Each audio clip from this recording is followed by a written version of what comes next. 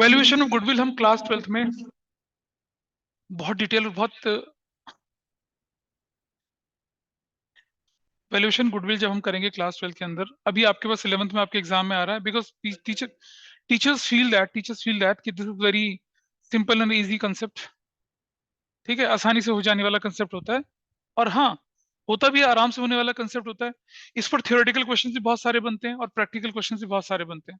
ठीक है, आपको मैंने 5 शीट आपके साथ शेयर करी, I am just sharing the sheet with you also. तो आप देखेंगे कि आपके क्लास ग्रुप पर आपके साथ शेयर कर रहा हूँ अभी डॉक्यूमेंट एक, आपको दिखेगा। हम देखने वाले हैं कि हम क्या क्या चीजें पढ़ने वाले हैं आपके सामने अभी। अब मैं आपको गुडविल का एग्जैक्ट मीनिंग भी बताऊंगा। और 11th क्लास में जब आपने इसे पढ़ा था तो पढ़ा था सिर्फ एक छोटी सी हेडिंग, बैलेंस शीट की एसेट साइड के अंदर इंटेंजिबल एसेट्स की फॉर्म में। लेकिन गुडविल एक्चुअल में क्या होता है, क्या थियोरेटिकल क्वेश्चन इससे रिलेटेड होते हैं, अपने अपने नोट्स पे अपना नाम लिख लें। अर्नब स्क्रीन पे दिख रहा है, this copy you will get from हुम। कहाँ से दिख रहा है? ठीक है, मेरे से ले लेना आके, जब क्लास में आओगे तो you will get the copy of this. मैंने क्लास ग्रुप पे उसका सॉफ्ट कॉपी डाल दी है। ठीक है सर। गुडविल है, गुडविल की डेफिनेशन है। गुडविल की डेफिनेशन करते समय आपने देखा होगा ना, there is a term years purchase. आपके टीचर ने आपको जब क्वेश्चन कराए होंगे तो देखा होगा शायद, ईयर्स परचेज का जिक्र आया। ईयर्स परचेज कि गुडविल की कैलकुलेशन में हम कुछ ईयर्स परचेज से मल्टीप्लाई करते हैं, वो ईयर्स परचेज क्या होता है, गुडविल क्या होती है, और गुडविल को इफेक्ट करने वाले फैक्टर्स कौन कौन से होते हैं, गुडविल के वैल्यूएशन की जरूरत क्यों पड़ती है, methods of valuation of goodwill क्या है। इन सब पे डिटेल क्लास हुई होगी आप लोगों की। अभी मैं सिर्फ आपको उतना करा रहा हूँ जिससे कि आपका एग्जाम कंफर्टेबली और पूरे मार्क्स के साथ आप निकाल पाए। उस तरह से हम लोग लेके चल रहे हैं चीजों को। ठीक है, इसकी जो इन डेप्थ स्टडी होती है, अगर आप इन डेप्थ स्टडी के क्वेश्चंस देखेंगे ना, जो कि क्लास 12th वालों के लिए मुश्किल होते हैं, सबसे लास्ट पेज खोलिए। सबसे लास्ट पेज में आपको जो दिख रहा है यहाँ पर, दिख रहा है क्वेश्चन 1 2 3, ये 3 क्वेश्चन दे रखे हैं, लेजेंडरी क्वेश्चन हैं। इनको करने में अच्छे अच्छों की हालत खराब होती है, सबसे लास्ट पेज पे दिख रहा हो। नहीं, ये आपके लिए बहुत, ये तो 12th के लेवल से भी ऊपर की चीजें हैं। नहीं, करवाएंगे इन क्वेश्चंस को, डोंट वरी, करवाना है आपको। मुझे नहीं पता कि आपके स्कूल में क्यों, कब आएंगे फिर। ये 12th के लिए, जब आपके स्कूल में चैप्टर ये हो रहा तो 12th में तो चैप्टर कराएंगे नहीं आपको। हाँ, definitely they will not do it, नहीं कराएंगे। तो आपको ये सब चीजें यहाँ करवाएंगे।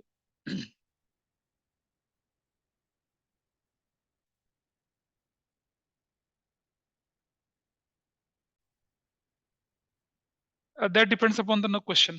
आइए देखें, आइए समझते हैं गुडविल क्या होती है पहले। क्या जानते हो भाई गुडविल के बारे में तुम लोग, तुमने स्कूल में पढ़ा होगा, थोड़ा बहुत तो बताओ, व्हाट इज गुडविल। अच्छी इच्छा, इच्छा, रेप्यूटेशन कंपनी। रेपुटेशन कंपनी की, और बस रेपुटेशन। अब रेपुटेशन तो राघव की है, रोड रोमियो की, रोड रोमियो। हाँ, ये जेंटलमैन ऑफ रोड है। हाँ,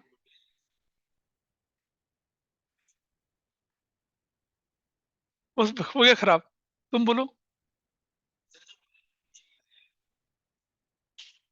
अरे एक टी शर्ट मिल रही होती है जनपद पे 150 200 रुपए 250 रुपए में, और उसी टी शर्ट पे, उसी टी शर्ट पे सीके का लेवल लग जाए,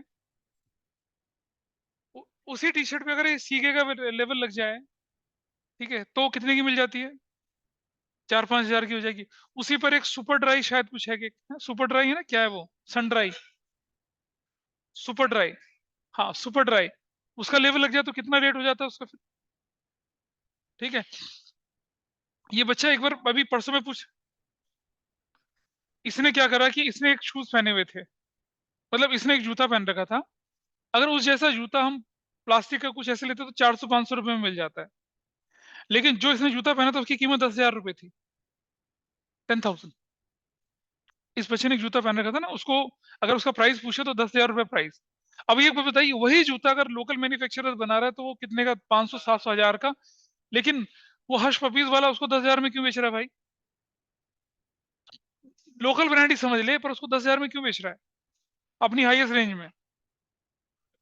क्या उस पर जो लेदर लगा है वो क्रोकोडाइल की स्किन का लेदर है क्या, ऐसा भी नहीं है, क्यों महंगा है। देखिए, इन सब फैक्टर को, which is going to give you an edge over anybody else, नहीं, ये सब फैक्टर होते हैं।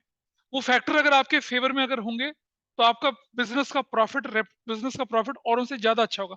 अच्छा, कभी सोचा है कि आप प्रॉफिट तो झेलेगा नहीं कमा रहे, पर रेपुटेशन आपकी पहाड़ जितनी ऊंची है, ऐसा होता है क्या? एक बिजनेस की रेपुटेशन उसके प्रॉफिट से ज्यादा होती है, प्रॉफिट से ज्यादा होती है क्या? क्या?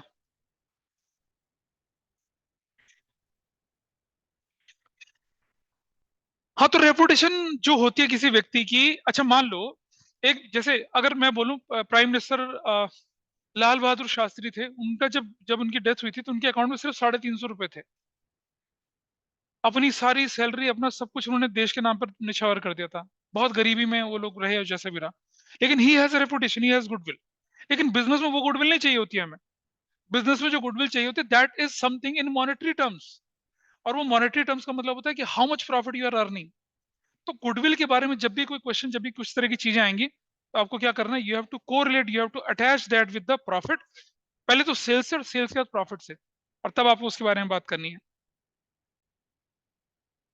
चलिए जरा देखते हैं कि गुडविल किस तरह से लेके चलते हैं। हम जानने की कोशिश करेंगे कि what are the various factors which affect the goodwill. और गुडविल को अगर हम बोलें आपकी जनरल टर्म में, और एनसीईआरटी जो किताब, एनसीईआरटी 12th क्लास में एनसीईआरटी का एक एक लाइन आपको पढ़ के चलना है। क्योंकि एनसीईआरटी अगर आप हिंदुस्तान में पढ़ाई करना चाहेंगे, तो जो सीयूईटी है, उसका पूरा सिलेबस एनसीईआरटी के टेक्स्ट बुक है। तो 12th में मैं जब भी कोई चैप्टर शुरू करता हूँ, एनसीईआरटी के पॉइंट को उठा के उसको जरूर से डिस्कस करते हैं। तो जो आपके नोट्स में ऊपर वाली definition is very general definition, नीचे वाली डेफिनेशन इज फ्रॉम एनसीईआरटी। और थोड़ा एग्जांपल लेके चलते हैं, गुडविल किसे बोलेंगे और किस तरह से लेके चलते हैं, देखिए जरा। मान लिया जाए निमिषा ने एक पेड़, आम का छोटा सा पौधा लगाया, और उसे पता चला कि वो जो पौधा है वो HYV है, हाई यील्ड वैरायटी है किसकी, आम की, HYV है वैरायटी। और HYV में क्या होता है जानते हैं हम? Green revolution. छोटा सा पौधा जैसे ही बड़ा तो खूब सारे फल आने लग शुरू हो जाते हैं। इसने अपने दोस्तों को बोला, राघव को बोला, यक्ष को बोला, तनिष को बोला, उधर अर्णव को बोला कि ऐसा करो, मैं एक आम का पौधा लगा रही हूँ, तुम लोग कंट्रीब्यूट कर लो, पौधा मेरे आंगन में रहेगा, मैं देखभाल करूंगी, जब फल आएंगे हम बराबर बराबर बांट लेंगे। ये कहते हैं चल पागल, ऐसा क्या? कब तेरा पौधा बड़ा हुआ? इसने कहा 3 साल 4 साल तो लगेंगे इसे बड़ा होने में। कह रहा 3 साल तक तेरे वो जो आम लगेंगे पौधे में, उसका इंतजार हम करेंगे। We are not interested. इसने बोला कितना कॉन्ट्रीब्यूशन कर? 500 रुपए का पौधा, 5 लोग हो और न मिला के 100 रुपए जमा कर लो सब लोग। नहीं माने भाई। ठीक है जी, नहीं माने तो क्या हुआ? तो निमिषा ने क्या करना शुरू करा, उस पौधे को लगाया अपने घर में, आंगन में, बड़े प्यार प्रेम से उसको बड़ा किया। धीरे धीरे पौधा बड़ा होने लग गया। She is so dedicated and devoted to that, कि जब बारिश वारिश होती थी छाता लेके पानी देती थी उस पौधे पे। ऐसा करके उस पौधे को बड़ा किया। मजाक चल रहा है? ठीक है, इतने डिवोशन से उसने इस पौधे को बड़ा किया।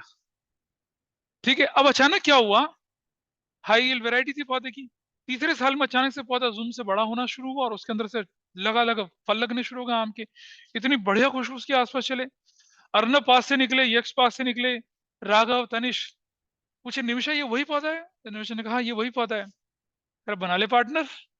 अर्नब कहता 100 रुपए ले ले, पार्टनर बना ले। निमिषा आप बनाओ कि पार्टनर 100 रुपए लेके उस पौधे का, जिसमें आपने 500 रुपए तो पौधा लगाने में लगाए, 5 साल मेहनत करी, और जब उसके इतने शानदार फल आ रहे हैं जो कि मार्केट में 10,000 रुपए किलो के हिसाब से बिकने वाले हैं, बना लो कि 100 रुपए देके पार्टनर।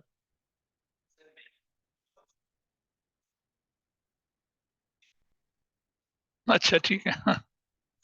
बच्चे ने सही बात पकड़ ली। आपने वो जो 5 साल तक बिजनेस पे मेहनत, मतलब अब हम इसको बिजनेस के एग्जांपल पे लेके चल रहे हैं। निमिषा ने एक बिजनेस स्टार्ट करा। शुरू शुरू में सब बोला आ जाओ आ जाओ, सब लोगों ने सोचा स्ट्रगल है, स्टार्टअप है, मेहनत लगेगी, नहीं आए वो लोग उसके अंदर। लेकिन जब उसने बिजनेस खड़ा कर लिया, बिजनेस प्रॉफिट कमाने लग गया, औरों से ज्यादा अच्छा प्रॉफिट कमाने लग गया, अब आप चाहते हैं कि भाई हम उसका पार्टनर बन जाए, तो आपको क्या करना पड़ेगा? सुनिए, हाँ, you have to contribute to thing in that. Number one, उसका जो इनिशियल इन्वेस्टमेंट था वो जो लगाना पड़ेगा। मान लिया वो 100 रुपए था, आपने कहा चलो ठीक है, पौधे की कीमत जो थी 100 रुपए था, लेकिन उसको खड़ा करने में 5 साल उसकी जो मेहनत लगी, 5 साल तक जो उसने रिसोर्सेज पोर करे उसको खड़ा करने में, उन सबका भी तो उसे कुछ कंपनसेशन देना पड़ेगा। उस कंपनसेशन के लिए हम क्या करते हैं, कैलकुलेशन करते हैं, वैल्यूएशन करते हैं किसी गुडविल की। और ये चैप्टर बनता है आपका वैल्यूएशन ऑफ गुडविल। तो कैसे कैलकुलेट करेंगे गुडविल की वैल्यूएशन का?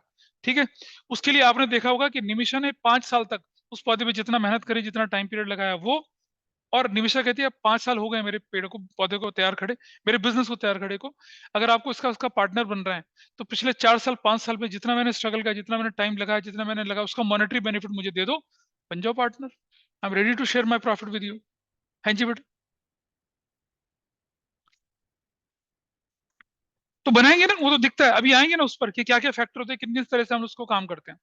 तो अगर मैं बोलूं goodwill is basically tangible assets, अगर डेफिनेशन की फॉर्म में चले तो valuation reputation of the firm in respect to, आप जो प्रॉफिट एक्सपेक्ट करते हैं मार्केट में which is better than anybody else in the market, उसकी मॉनेटरी वैल्यू को आप यहाँ गुडविल की फॉर्म में शेप कर रहे हैं, उसको बता रहे हैं। लेकिन एनसीईआरटी की डेफिनेशन जो है क्या है, it is the monetary value of an advantage of good name, reputation, wide business connection, well established business has developed over a period of time as compare to newly established business organisation, उसे goodwill बोलते हैं हम लोग। Goodwill को effect करने वाले factor क्या होते हैं? देखो गुडविल किसी एक फैक्टर का काम नहीं होता। जैसे अच्छा ये बताइए कि कोई एक बहुत ही मशहूर खाने पीने की शॉप अगर आपको लगता है, कोई मुझे नाम दे सकता है दिल्ली के अंदर या नोएडा के अंदर? हाँ यार, अग्रवाल स्वीट मत बोलो, वो तो बहुत जेनरिक है। चावला का चिकन वगैरह ना शायद, हाँ वही। अच्छा ठीक है। और जैसे आपने देखा ज्ञानी की आइसक्रीम में कुल्फी होती हैं, ये परोठे वाली गली के परोठे हो जाते हैं, रोशन निरूलास वाला जो उनका उस तरह का ये नाम जो है अच्छा एक वो आनंद विहार प्रीत विहार की तरफ बिट्टू टिक्की वाला बंदा है कोई, वैसा है एक। हाँ वो छोड़े, वो तो बहुत छोटा है।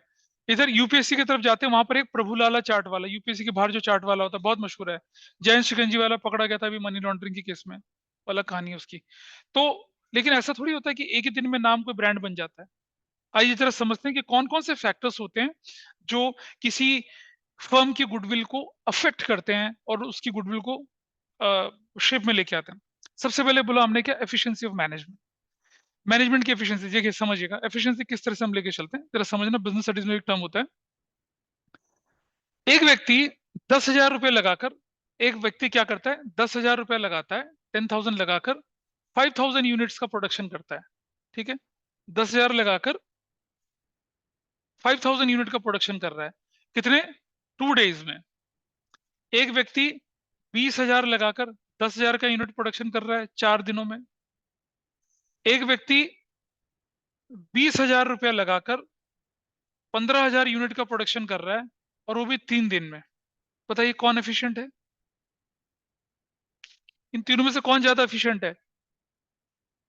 ये इनके मुकाबले यूनिट भी ज्यादा प्रोड्यूस कर रहा है और उनके मुकाबले कम टाइम में प्रोड्यूस कर रहा है।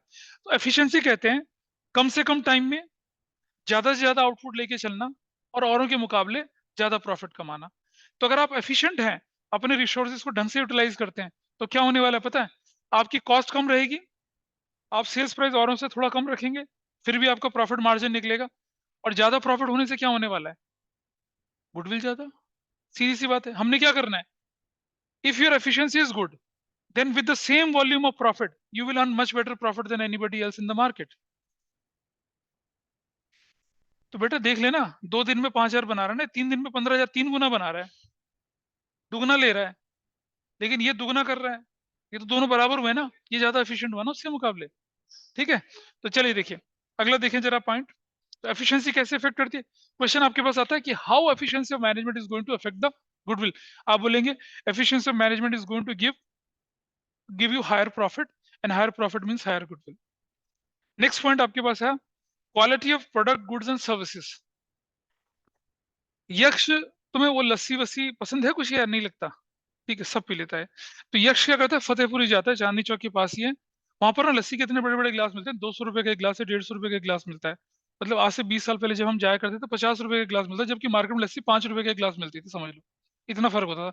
लेकिन क्या शानदार इतना बड़ा गिलास, वो तांबे के गिलास बड़े वाले, और उसमें इतनी मोटी मलाई, और मतलब एक गिलास लस्सी पियो तो पूरा दिन आराम से निकल जाता था, इतनी बढ़िया। यक्ष जाता है वहां पर, वहां वहां पर पड़ोस में गढ़वाल पनीर भंडार है, उसके पड़ोस में लस्सी वाला बनता है, जहाँ फतेहपुरी मस्जिद के पड़ोस में। वहां पर ये लस्सी लेने के लिए जाता है, जब लस्सी वाला लस्सी देता है, जब ये लस्सी उठा के देख रहा होता है तो लस्सी पीने वाला तो अंदर से कॉकरोच कहता है ब्रो आई एम हियर। अब ये कहता है यार 200 खर्च करें। ये कॉकरोच उठाता है, चूसता है, फेंक देता है, लस्सी पी जाता है। क्या हो गया? हो गया ना, पिया इसने।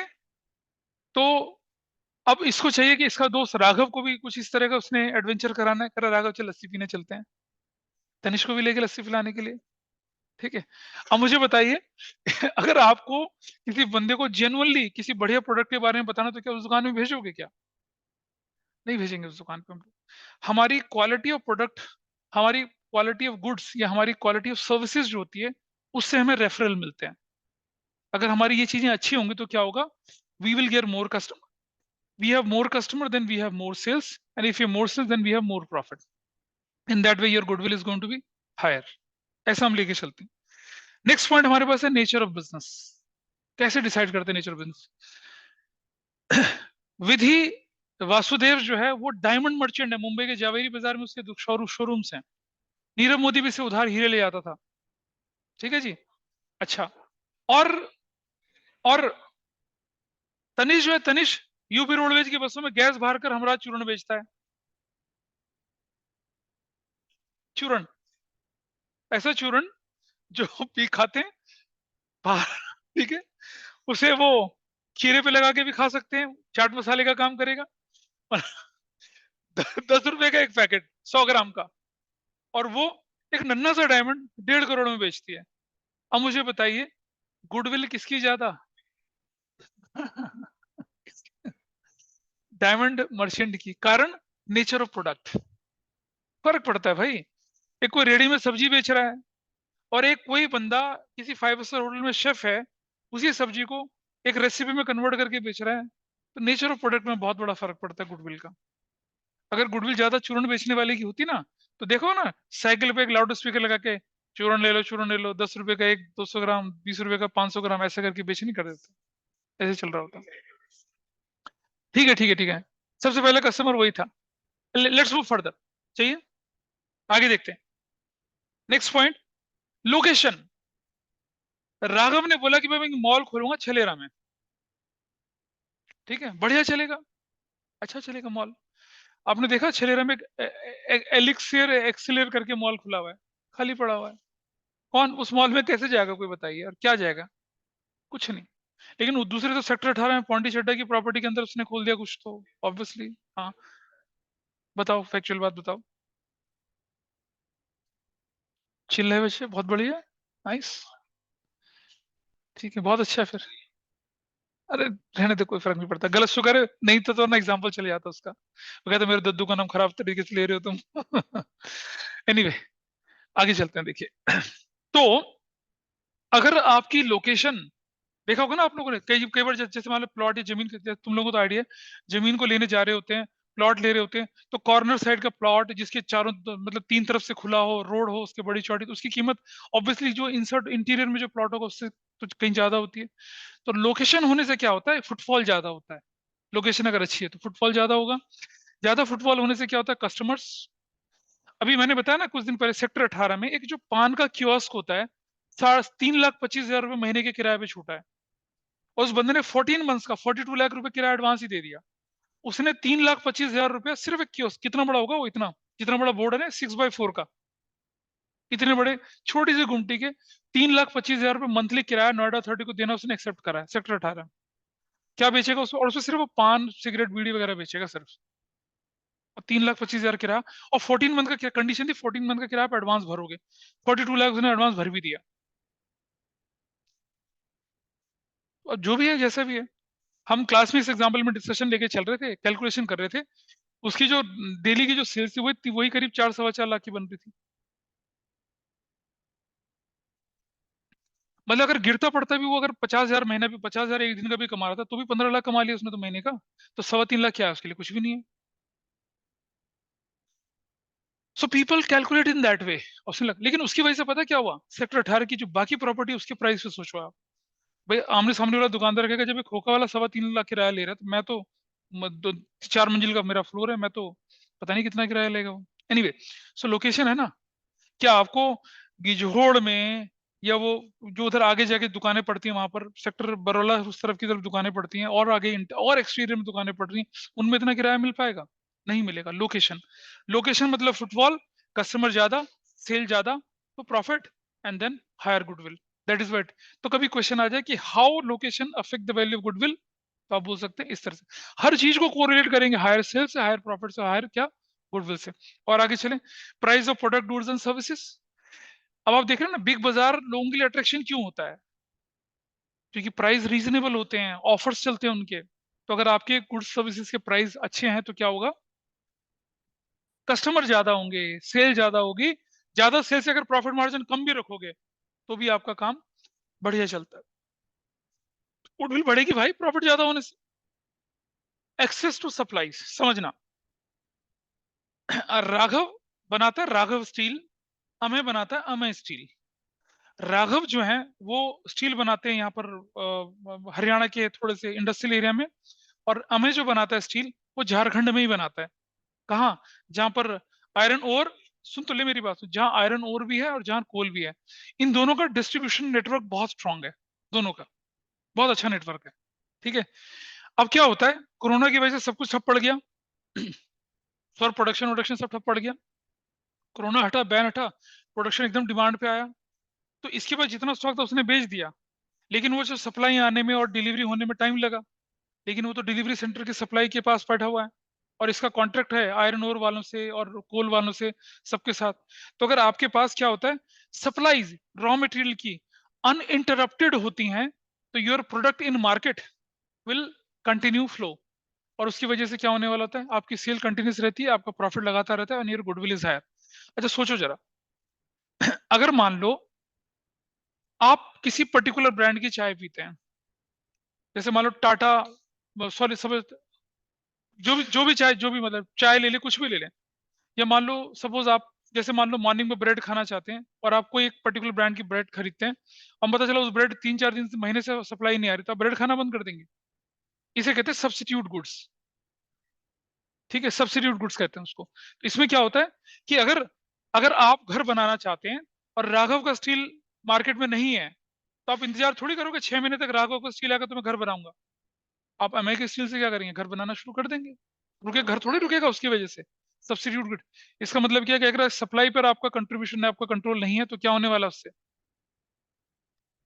तो आपका प्रोडक्शन कम होगा, मार्केट में चीजें नहीं जाएंगी, लोग आपके ऑल्टरनेटिव गुड्स को लेके चलेंगे, और आपका, तो अगर आपकी सक्सेस एक्सेस टू सप्लाईज है, तो क्या होगा, रेगुलरिटी ऑफ प्रोडक्शन होगा, रेगुलरिटी ऑफ सेल्स होगा, रेगुलरिटी ऑफ प्रॉफिट होगा, and your goodwill is going to be sustain. ऐसा करके फेवरेबल कॉन्ट्रैक्ट्स, आपने बहुत सारे ओटीटी में ऐसे शोज देखे होंगे जिसमें क्या होता है कि गैंगस्टर्स होते हैं जो कि क्या करते हैं, कॉन्ट्रैक्ट, रेलवे के कॉन्ट्रैक्ट, मेट्रो के कॉन्ट्रैक्ट, इनके लिए क्या करते हैं, गोलीबारी और लड़ाई झगड़ा। वो गैंग ऑफ वासेपुर देखा होगा आपने, कोयले के जो होते हैं, खदान के कॉन्ट्रैक्ट वगैरह होते हैं, उनके लेने के लिए देखी होगी ना? नहीं?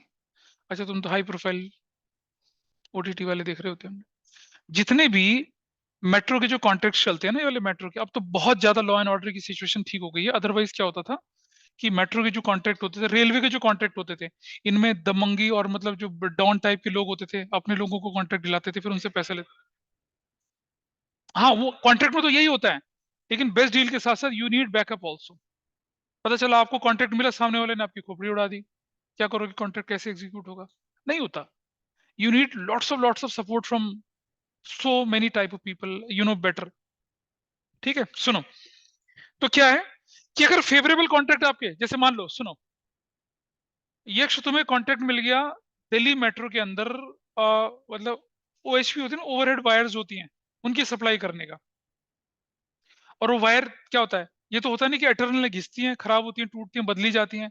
उनके टूटने से पहले उन्हें बदल दिया जाता है, और वो रेगुलर इंटरवल पे एक स्टैंडर्ड फिक्स कर रखा है कि 3 या 4 महीने, 2 महीने में उसको बदलना ही बदलना है, चाहे वो कितनी ठीक क्यों ना हो, बदल देते हैं।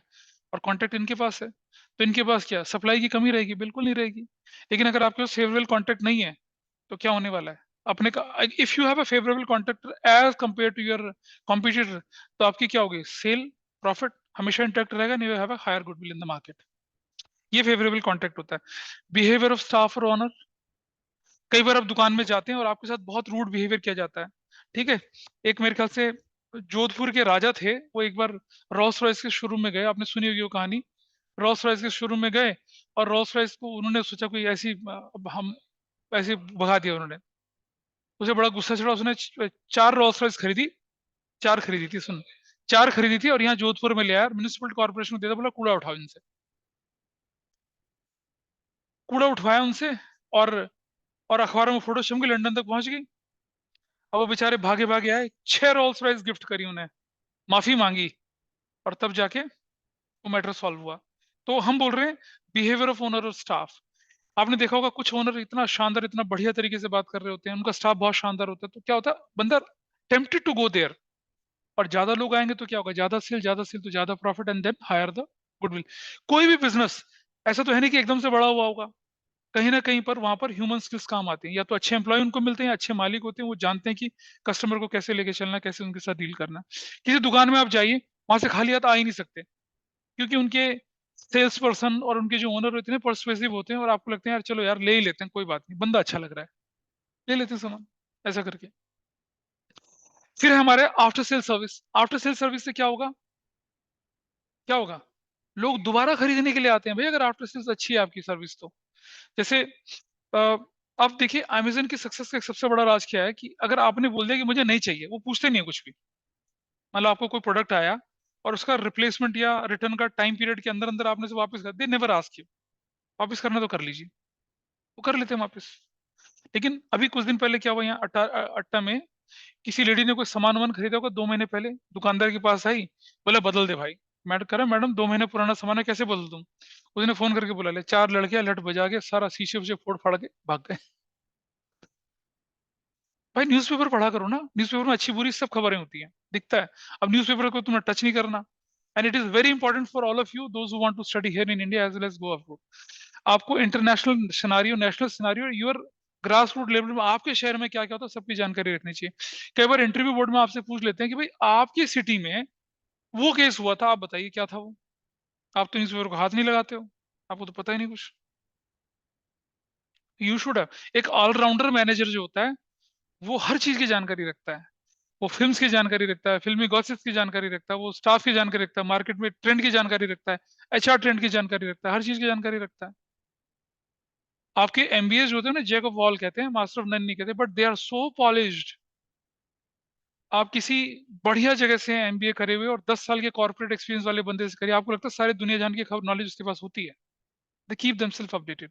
आई जस्ट टेल यू, जब मैं कॉर्पोरेट में काम करता था तो हमने देखा कि जो जैसे एयरबस है, एयरबस हमारा क्लाइंट हुआ करता था, हम एयरबस के लिए क्या करते थे, पब्लिक रिलेशन का काम करते थे, और एयरबस को एविएशन इंडस्ट्री से रिलेटेड जितनी भी न्यूज होती थी इंडिया की, वो 9 बजे तक कंपाइल कर कर एक वर्ड डॉक्यूमेंट में लिंक के साथ उनको फॉरवर्ड करते थे। तो उनका जो सीईओ, ये जो उनकी कोर टीम होती थी, उस डॉक्यूमेंट को खोलती थी, जो काम की चीज पढ़नी थी पढ़ती थी, और जिसको उसको डिटेल जाना था उसको क्लिक करके बड़ा वर्जन पूरा पढ़ती थी। क्योंकि उनके पास टाइम नहीं होता कि हिंदुस्तान के 10-12 न्यूज़पेपर को खोलें पढ़ें, बिल्कुल नहीं। एजेंसी से हायर कर रखी है, उस काम के पैसे लेते थे हम उनसे। A380 जब इंडिया में लॉन्च हुआ था, उसके लॉन्च का काम हमारी टीम के पास था।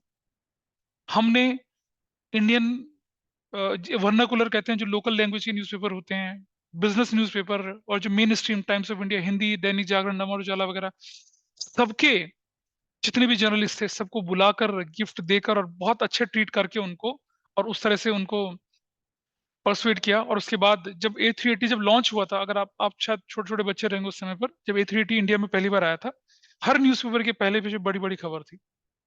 अगर हम उस खबर को पैसे देके करते तो that going to be costly crore of rupees, लेकिन वो एक पब्लिक रिलेशन का काम था, उससे काम बना। डुकाटी जब यहाँ ओबराय में लॉन्च करी थी डुकाटी, तो कम से कम 100 जर्नलिस्ट को तो मैंने अपने हाथों से इन्विटेशन देकर फोन कर करके बुलाया था उनको, और सबको मिनिएचर सैंपल दिए थे डुकाटी के, जो तो मिनिएचर होता है ना डुकाटी के, वो दिया था। डुकाटी का सीईओ यहाँ आया था, और आप जानते हैं ना जब एक रेसिंग बाइक का साउंड होता है बूम बूम, जब उस ओबराय के हॉल में जब वो बजा था ऐसे साउंड, सारे जर्नलिस्ट ऐसे भागे जैसे मक्खियां भागती हैं फोटो अपॉर्चुनिटी क्लिक करने के लिए। उनको बढ़िया शानदार खाना खिलाया, कैरी बैग और डुकाटी के मिनिएचर दिए थे उनको गिफ्ट पे। अगले दिन हर न्यूज़पेपर में बड़ी बड़ी खबर, डुकाटी लॉन्च, 60 लाख से 80 लाख प्राइस वाली, 30 लाख प्राइस वाली, सारे मॉडल डिस्प्ले पे रखे गए थे। तो आफ्टर सेल सर्विसेज की बात कर रहे हैं, और हम बोल रहे हैं नीचे क्या, good customer relations. Good customer relation भी क्या करता है, उससे आपका कस्टमर क्या होता है, वापिस आता है, ठीक है, दोबारा सामान खरीदने के लिए। और इसी तरह से लेबर रिलेशंस। नहीं नहीं बेटा समझ, बिहेवियर में हमने ओनर और स्टाफ की बात करी है, ठीक है। बिहेवियर इज डिफरेंट थिंग, और कस्टमर के साथ रिलेशन, जैसे देखिए बिहेवियर तो क्या हो, कस्टमर आपके सामने है, आपने स्पॉन्टेनियसली बात करी, खत्म हो गया। रिलेशन उससे बड़ी चीज होती है, दुकान के बाहर भी मिल रहा है आपको, आप बोल रहे हो और बाबूजी कैसे हैं, भाई साहब कैसे हैं, नमस्ते, बढ़िया सब चीजें उस तरह से, दैट इज रिलेशनशिप। बिहेवियर तो क्या हुआ कि the person is coming to your shop, you greeting with artificial, with a natural smile, or you are serving the purpose, you are selling out, and that is gone. अब वही customer अगर आपको सड़क पे मिल रहा है, आप पहचान ही नहीं रहे उसको, तो रिलेशन थोड़ी बनते हैं उससे। ठीक है, रिलेशन का मतलब है लॉन्ग टर्म, बिहेवियर मतलब स्पॉन्टेनियस, उसकी हम बात करते हैं। इन सब का रिलेशन किससे होता है? क्या? सेल। सेल से ज्यादा प्रॉफिट, प्रॉफिट के बाद क्या होता है? गुडविल की बात करते हैं। और गुड लेबर रिलेशन से क्या होने वाला होता है जानते हैं आप? गुड लेबर रिलेशन की जब हम बात करते हैं, तो आपकी ऑर्गेनाइजेशन में क्या होता है? स्ट्राइक्स वगैरह नहीं होती हैं। You have uninterrupted production. If you have uninterrupted production, then you have regular supply in the market, then you have constant sale, constant profit, and you have higher goodwill as compared to anybody. कितने कंपनियां ऐसी होती है जिनमें trouble चल रही होती है, जिसकी वजह से उनका प्रोडक्शन मार्केट में नहीं पहुंचता, एंड सब्स्टिट्यूट गुड्स, लोग दूसरी चीज खरीद लेते हैं। शायद मैंने पहले भी बताया होगा आपको, जब हमने बेसिक अकाउंटिंग टर्म्स बताई थी, मारुति ने स्विफ्ट डिजायर निकाली और होंडा ने उसके कुछ दिनों बाद अमेज निकाली। मारुति स्विफ्ट डिजायर जो मानेसर वाला प्लांट था, वहां पर लड़ाई झगड़ा हुआ, जनरल मैनेजर को वो जल के मर गया था, मतलब रॉयट्स के बीच में एम्प्लॉइज के। वो प्लांट 6 महीने तक बंद रहा, करीब करीब 150 से ज्यादा लोगों को वहां पर इम्प्रिजनमेंट हुई। उस 150, उस 6 महीने के ड्यूरेशन में करीब करीब करीब 60,000 स्विफ्ट डिजायर बननी थी, प्रोडक्शन नहीं हो पाया। तो क्या हुआ? अब जिस आदमी को गाड़ी खरीदनी है, ठीक है, और हैचबैक खरीदनी है, जिसका आदमी को गाड़ी सेडान नहीं खरीदनी है, तो वो क्या करेगा? वो मारुति के स्विफ्ट के इंतजार में थोड़ी खड़ा रहेगा। उसी समय होंडा की अमेज चल रही थी मार्केट, लोगों ने होंडा अमेज खरीदी। और अमेज जो है वो स्विफ्ट डिजायर को अच्छी खासी टक्कर देती है। अगर वो घटना ना होती तो शायद अमेज इतनी पॉपुलर ना होती। अब देख रहे हैं एक छोटी सी घटना ने एक प्रोडक्शन में बैड लेबर रिलेशन को किस तरह से एक्सकलेट किया, और उसकी वजह से कितना नुकसान हुआ कंपनी को। बट समहाउ मारुति ने किसी और मॉडल के थ्रू उस कमी को पूरा करा। लेकिन अगर वो इतनी बड़ी और इतना बड़ा जाइंट ना होती तो कैसे उस कमी को पूरा करता? पता चला लॉन्च वाला मॉडल था उसका, कंपनी शुरू होने से पहले बंद हो गई। आई नो वन ऑथर, उसने क्या करा कि अपनी बुक पब्लिश करी, और बुक पब्लिश करी, और उसके बाद क्या करा, कंपनीज एक्ट 2013 रिवाइज होने वाला था, हमसे फीडबैक लिया। मैंने कहा 2013 डाल दो। कह रहे सर सीबीएसई इतना जल्दी थोड़ी करता है, 4-5 साल लगेंगे उसको। मैंने कहा डाल दो यार, 2013 का एडिशन बना के डाल दो तुम। उसने 1956 से बुक बनाई, और जैसी बुक छप के आए, सीबीएसई ने सर्कुलर इशू कर दिया 2013 को हम फॉलो करेंगे कंपनीज एक्ट को। उसकी बुक आउटडेट हो गई। उसके बाद से करीब 10 साल पहले की बात थी वो, मतलब 22 हो रहा है ना, ऑलमोस्ट 9 साल हो गए। उसने तब से दोबारा बुक को लिखने की हिम्मत ही नहीं करी। ऐसा होता है। Anyway, let's come to the point. तो आपने देख लिया कौन कौन से फैक्टर गुडविल को इफेक्ट करते हैं। ये 1 मार्कर क्वेश्चन में आपको दिखते हैं। अब हमने ईयर्स परचेज की बात करी, यहाँ पर देखिए जरा स्क्रीन पर दिख रहा होगा आपको, ईयर्स परचेज दिख रहा है यहाँ पर। ये बेसिकली पता क्या होता है? ये एक मल्टीप्लायर फैक्टर की तरह हम यूज करते हैं जब हम गुडविल की कैलकुलेशन करेंगे। लेकिन एक्चुअली होता क्या है? निमिषा ने उस पेड़ को खड़ा किया, उस पेड़ को खड़ा करने में इसने 5 साल लगाए। 5 साल में इसके 3 साल बड़े पेनफुल थे। ठीक है, अर्नब की बकरी आई, इसकी इसकी अर्नब की बकरी आई और इसकी पाम के पेड़ के पत्ते चबा गई। अब बोलो क्या होगा? नुकसान हो गया ना, अनवांटेड लॉस हो गया ना। और एक पेड़ है, उसके पत्ते चबा जाएगी तो पेड़ सस्टेन कैसे करेगा? समाओ किसी तरह से सस्टेन कर गया वो। तो 3 साल उसके बड़े स्ट्रगल के थे। इसने बोला देखो भाई, अगर तुम्हें पार्टनर बनना है मेरे बिजनेस में, तो पिछले 5 साल में जितना मेरा प्रॉफिट हुआ था उसके एवरेज के बराबर मुझे कंपनसेट कर दो, बन जाओ पार्टनर। ठीक है, पार्टनर बन जाओ। लेकिन उसने कहा कि पिछले 5 साल में 2 साल तो मेरे बहुत स्ट्रगल के थे, तो 5 साल से काम नहीं चलेगा, जो भी एवरेज निकलेगा उसे 2 से मल्टीप्लाई कर लेना, तब आप क्या बनोगे हमारे, तब मैं पार्टनर बन, तब उतना अमाउंट मुझे कंपनसेट कर दो, आई एम रेडी विद दैट। तो गुडविल की कैलकुलेशन में इसी तरह से हम फॉर्मूले को यूज करते हैं। लेकिन आप जरा समझें कि गुडविल की कैलकुलेशन की जरूरत कहाँ कहाँ पड़ती है। मैं थ्योरेटिकली आपको बता रहा हूँ, क्योंकि आपके टीचर क्या करेंगे, इसका मिक्स देंगे। अगर 50% थ्योरी दिया तो 50% प्रैक्टिकल देंगे। और अब प्रैक्टिकल तो करते हैं लोग, थ्योरी लोग पढ़ के नहीं जाते हैं। तो ये आपको हेल्प करेगा। 1 मार्कर जो इससे रिलेटेड क्वेश्चन आएंगे उसे, और आपके में तो वेटेज भी दे रखी है ना इसकी, कितनी वेटेज दे रखी है बताइए? हाँ, देखो दे रखी है वेटेज। 4 मार्क्स तो क्या करेंगे, 1 नंबर का आपको दे देंगे 1 मार्कर वाला, और 3 नंबर का एक प्रैक्टिकल क्वेश्चन बन, या सोचता है 4 नंबर का प्रैक्टिकल क्वेश्चन भी दे दें। और किस तरह के क्वेश्चन कराएं उसका आइडिया आपको स्कूल में? कहाँ तक?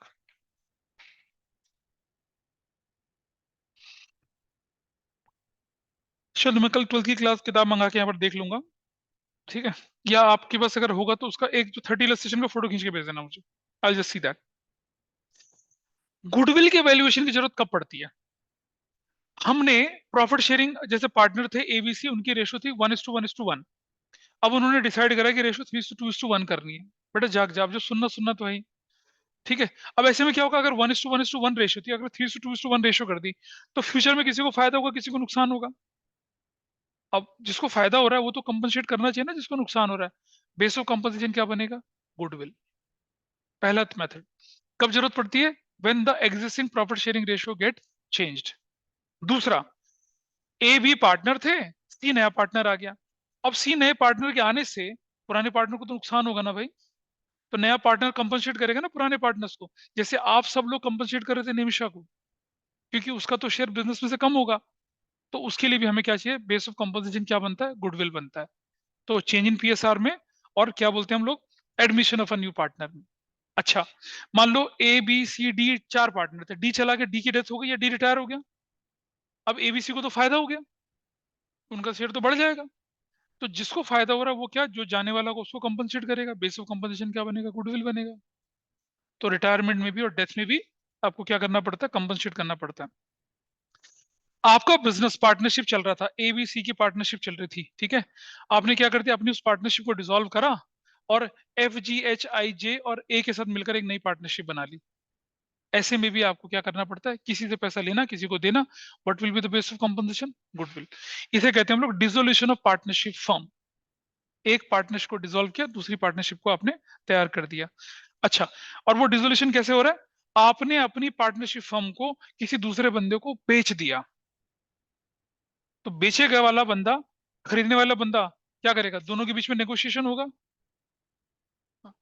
दोनों के बीच में क्या होगा, नेगोशिएशन होगा। It is your choice, so nice, ठीक है। तो क्या हुआ कि, ठीक है, तो dissolution of partnership form, sale of business, business बेच दिया आपने पूरा पार्टनरशिप का। तो ऐसे में क्या होगा, कंपनसेशन देना पड़ता है, जो पुरानी फर्म थी उसको, उसके पार्टनर्स को, नए वाले। बेस ऑफ कंपनसेशन क्या बनेगा, गुडविल बनेगा। और अमलगमेशन का मतलब, एबीसी की पार्टनरशिप फर्म थी, ईएफजी एक और पार्टनरशिप फर्म, दोनों ने मिला लिया आपस में, और दोनों के नए शेयर बन गए। तो किसी को फायदा, किसी को नुकसान, जो फायदा होता है वो कंपनसेट करेगा किसको, नुकसान वाले को। अच्छा समझना, मुझे पता नहीं आपके टीचर ने बताया नहीं बताया होगा आपको, हम एक टर्म यूज करते हैं, रिकॉन्स्टिट्यूशन। रिकॉन्स्टिट्यूशन ऑफ पार्टनरशिप, इसके अंदर क्या क्या चीजें आती हैं, एक, change in profit sharing ratio, दो, एडमिशन, तीन, रिटायरमेंट या डेथ। ये तीनों चीजों को हम रिकॉन्स्टिट्यूशन बोलते हैं। डिसोल्यूशन को रिकॉन्स्टिट्यूशन नहीं बोलते, अमलगमेशन को रिकॉन्स्टिट्यूशन नहीं बोलते। रिकॉन्स्टिट्यूशन मतलब there is a change in agreement between the partners. Profit sharing ratio बदलेगी, एग्रीमेंट बदल जाएगा। ए बी थे और सी आ गए तो एग्रीमेंट बदल गया। ए बी सी डी थे, डी चला गया तो एग्रीमेंट बदल गया। ए बी सी डी थे और ए की डेथ हो गई तो बी सी डी बच गया, एग्रीमेंट बदल गया। इसे, ये ये चेंज इन पीएसआर, ये एडमिशन और रिटायरमेंट नोट्स में लिख रखा है। तो जो आपके नोट्स में लिखा हुआ है ना बच्चे, देखो ये वाला पार्ट, देखो इस वाले की बात कर रहा हूं यहाँ पर, ये ए बी और सी, ये तीनों कहलाते हैं रिकॉन्स्टिट्यूशन ऑफ पार्टनरशिप। तो कई बार बोलता क्वेश्चन में कि valuation of goodwill is required, a reconstitution, b dissolution of partnership, c amalgamation of two more firm, or D formation of a new firm. मैं मल्टीपल चॉइस क्वेश्चन दे रहा हूं, तो क्या होगा, रिकॉन्स्टिट्यूशन जो है उसका करेक्ट आंसर बनेगा, क्योंकि गुडविल की वैल्यूएशन की जरूरत वहां पड़ती है। या बोलता है कि in which of the following situation reconstitution of good, क्या कहते हैं, valuation of goodwill is not required. तीन आपको ये दे दिया, change in PSR, admission, death दे दिया, और एक पांचवा दे दिया आपके सामने, चौथा दे दिया आपके सामने, formation of a new firm. तो formation of a new firm में आपको गुडविल की जरूरत नहीं पड़ती है, इन तीनों में आपको जरूरत पड़ती है। इस तरह से आपका क्वेश्चन और आंसर, जो आप किताब देखेंगे ना आपके 12th में, गुडविल चैप्टर में मल्टीपल चॉइस क्वेश्चन, उन्हीं से उठा के क्वेश्चन देंगे आपके टीचर आपको एग्जाम में।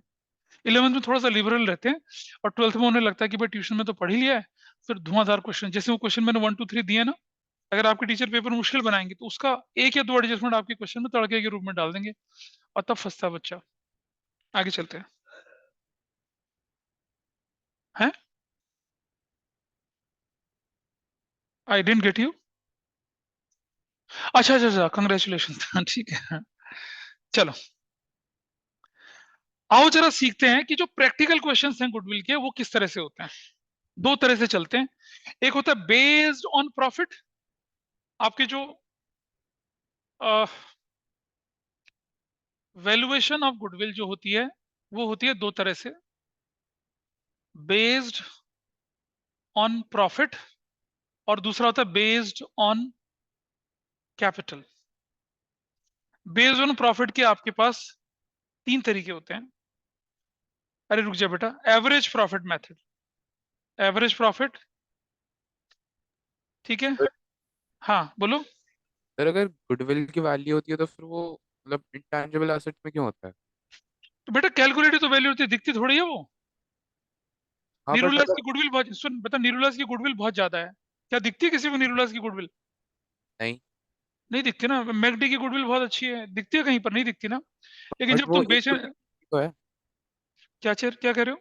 मतलब एक अमाउंट की तो होती है ना गुडविल। हाँ तो अमाउंट की होती है ना। लेकिन पता क्या होता है बेटा, अकाउंटिंग में, अकाउंटिंग में चीजें हमारे हिसाब से नहीं चलती हैं। अकाउंटिंग में चीजें चलती हैं अकाउंटिंग स्टैंडर्ड के हिसाब से या एक्ट के हिसाब से। अकाउंटिंग स्टैंडर्ड 26, जब आप 12th में जाएंगे तो पढ़ेंगे इसके बारे में। अकाउंटिंग स्टैंडर्ड 26 इंटेंजिबल एसेट से रिलेटेड है। वो गाइडलाइंस देता है कि गुडविल की वैल्यूएशन किस तरह से होगी। तो हम अपने हिसाब से नहीं करते वैल्यूएशन, उसके हिसाब से करते हैं। ओके। तो एवरेज प्रॉफिट, और ये होता है क्या, सुपर प्रॉफिट। सुपर प्रॉफिट ये नोट्स में आपको आपको फ्लो चार्ट बना के दे रखा है। Average profit, weighted average profit और सुपर प्रॉफिट, ये होता है किस पर बेस्ड, प्रॉफिट पर बेस्ड। क्या ये तीनों मेथड करवाए हैं आपको? अच्छा, ये बेस्ड ऑन कैपिटल जो होता है, ये होता है आपका दो तरह का, बेसिकली तीन तरह का होता है। एक होता है क्या, capitalisation of average profit, capitalisation of super profit, और एक होता है हिडन गुडविल। हिडन गुडविल ये करवाए हैं आपको? सर सुपर प्रॉफिट क्या होता है? वो सिखाऊंगा ना बेटा मैं। ओके। एवरेज, वेटेड एवरेज और super profit. Weighted average syllabus में नहीं है वैसे, पर करवा दिया होगा। करवा दिया ना, कोई बात, मैं भी करा दूंगा, नोट्स पे लिखा मैंने। और ये capitalisation of average plot, capitalisation super hidden, ये करवाया। हाँ तो जो भी होगा मुझे अपडेट करेंगे आप लोग, ठीक है।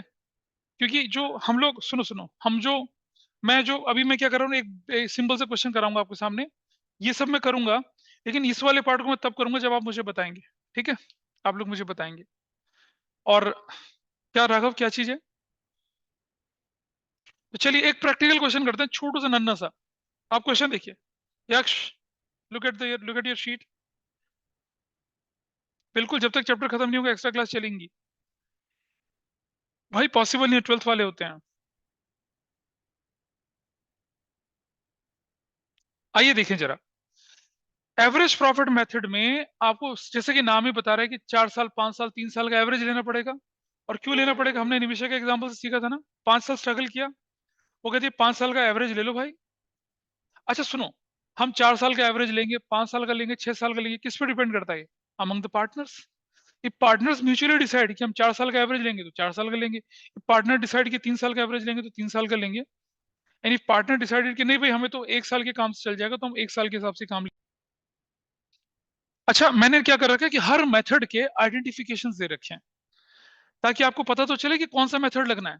आइडेंटिफिकेशन, जैसे जब हम एवरेज प्रॉफिट मेथड लेके चलेंगे तो उसके नोट्स देख लो भाई अपने जरा। देखिए एवरेज प्रॉफिट मेथड में शायद डी हट गया, देखना जरा, डी हटा है ना? हाँ डी लगा देना। Only years purchase is given and past few year का एक्चुअल प्रॉफिट दे रखा होगा against etiquette of the class. तुम वर्कआउट के लिए नहीं बैठे हो यहाँ पर। हाँ तो एवरेज प्रॉफिट कैसे निकलेगा? 4 साल के प्रॉफिट का एवरेज निकाला, एवरेज प्रॉफिट निकला। गुडविल कैसे निकलेगी देखो, average profit into numbers of year purchase, ठीक है। और एवरेज प्रॉफिट कैसे निकलता है? Total of past few years profit or losses divided by number of years. पिछले 5 साल का प्रॉफिट जोड़ दिया, डिवाइडेड बाय 5 कर दिया। 4 साल का प्रॉफिट जोड़ दिया, डिवाइडेड बाय 4 कर दिया, 3 से कर दिया। इस तरह से आपका काम चलता है। सो जस्ट हियर आपके सामने क्वेश्चन है, बहुत ओरल क्वेश्चन है, 2006 का, 7 का, 8 का, 9 का, 10 का दे रखा है। और goodwill is to be calculated on the basis of average profit of 5 years of 3 years purchase. तो पहले तो एवरेज प्रॉफिट निकाल लिया 5 साल का। कैसे? 10, 20, 30, 40, 50 कितना आ गया बताइए? 5 और 9, 3, 12, 14, 15, 150 डिवाइडेड बाई 5 करा, कितना आ गया? 30,000। तो एवरेज प्रॉफिट निकला 30,000। भाई what is the value of goodwill? 30 into 3, 930। Easy, so easy.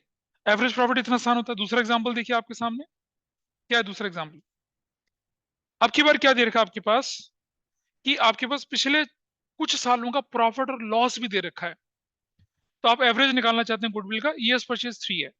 तो देखिए 10 आपके पास क्या है? प्रॉफिट है। 20 प्रॉफिट है। 30 लॉस है। तो जो लॉस होगा उसे माइनस कर दो। तो आप देख रहे हैं 10 प्लस 20 और 40 और 9, 9, 5, 9, 2, 11, 13, 130, 130 कितना बन रहा है वैल्यू? 30 माइनस करके कितनी वैल्यू आ रही है बताइए? 90,000 वैल्यू आ रही है। 90,000 डिवाइडेड 5 करूंगा कितना? 18,000 आ गया, 18,000। And what is the value of goodwill? Goodwill की वैल्यू कितनी आ गई? 54,000। So easy. इतना आराम से चीज होगी नहीं वाली। अब आती है कड़क छाप चीजें, है ना? अच्छा अगला करके दिखाओ जरा मुझे। आंसर मत देखना। एंड आई हाँ देखना कौन सा वाला। नहीं नहीं बेटा नहीं, इसी के नीचे जो एग्जांपल है एक और। प्रॉफिट लॉस था। हाँ हाँ हाँ और। हाँ हाँ और।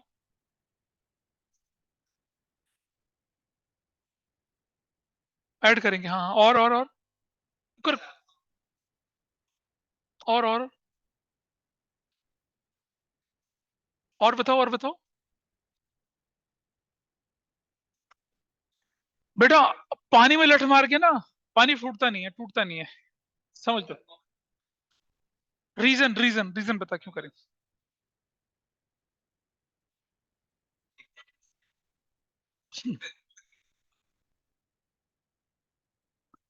पता नहीं विषय क्यों।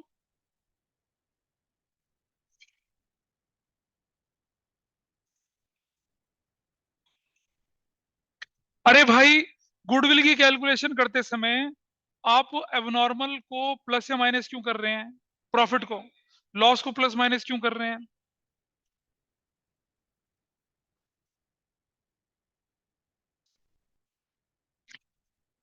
कुछ भी नहीं करते।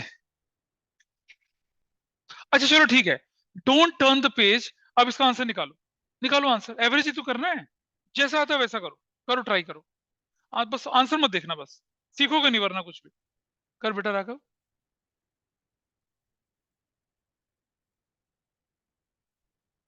कर रहे हैं ना कोशिश कर रहा हूं।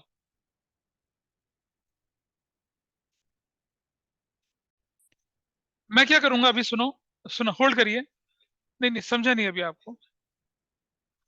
नेक्स्ट क्लास में मैं आपको क्यों हम एबनॉर्मल को लॉस को प्लस करते हैं, एबनॉर्मल गेन को माइनस करते हैं, उसके सारे रीजंस बताऊंगा।